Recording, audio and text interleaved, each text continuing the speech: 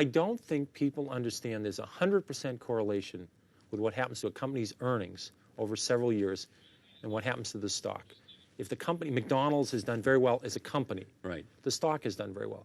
People worry about too much money supply, what's happened to the price of oil, who's the president, who's being nominated for the Supreme Court, it's all the ozone earnings. layer. It has nothing to do. McDonald's earnings go up the next 10 years, the stock will go up. Yeah, but what they will say to you, Peter, is that, as you know, and why am I telling you this, but anyway, it's fun to tell you this, they're telling you that these other things influence the amount of earnings of a particular company. Yep. If we're in a recession, people are not going to spend as much money on going to the movies Absolutely. or whatever they do. Right. And therefore, you got to pay attention to these other things because they impact on earnings. They are very important, but you have no idea of knowing what they're going to do. Alan Greenspan's the head of the Federal Reserve. Right. He cannot predict interest rates. Yes. He'd be the first to tell He can you. influence them, but he can't predict them. He cannot predict what long-term interest rates are going to be 1 year from now, 2 years from now, 3 years. He's even surprised how low they are now. Right.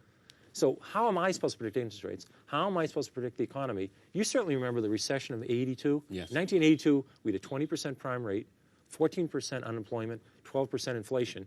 I don't remember anybody telling me in 1980 or 81 that was going to happen. Yeah. All of a sudden, we had the worst recession since the Depression. I didn't read about it in the paper. So it's crazy to think about these things. Here's a quote from you.